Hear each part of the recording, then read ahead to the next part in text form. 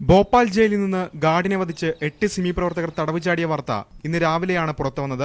തുടർന്ന് 12 മണിയോടെ 8 പേരെയും ഏറ്റുമുട്ടലിൽ കൊലപ്പെടുത്തിയെന്ന് പോലീസ് അറിയിച്ചു. ഗ്രാമവാസികൾ നൽകിയ വിവരമനുസരിച്ചാണ് ഭോപ്പാലിൽ നിന്ന് 10 കിലോമീറ്റർ അകലെയുള്ള ഏന്തുകേഴി ഗ്രാമത്തിലെത്തിയതെന്നും എന്നാൽ സിമി പ്രവർത്തകർ വെടിയുതിർക്കുകയായിരുന്നെന്നുമാണ് പോലീസ് ഭാഷ്യം. പോലീസിന്റെ പ്രത്യാക്രമണത്തിലാണ് 8 പേർ കൊല്ലപ്പെട്ടതെന്നും ഭോപ്പാൽ സോൺ ഐ ജി പറഞ്ഞു.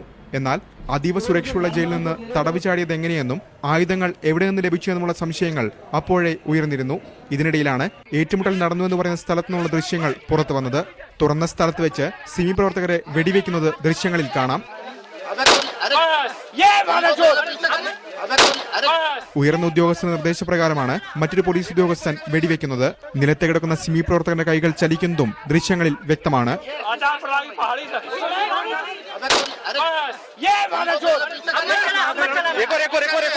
കൊല്ലപ്പെട്ട ഒരാളുടെ അരയിൽ നിന്ന് കത്തി പോലീസ് ഉദ്യോഗസ്ഥൻ വലിച്ചെടുക്കുന്നതും ദൃശ്യങ്ങളുണ്ട്. ഈ ദൃശ്യങ്ങൾ മുഴുവൻ പകർത്തിയത് ഗ്രാമത്തലവനാണ്.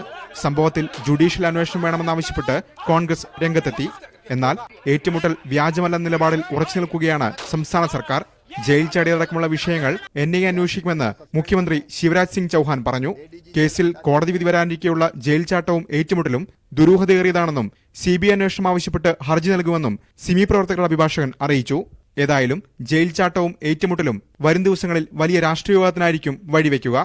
ER Ragesh, News 18, Delhi.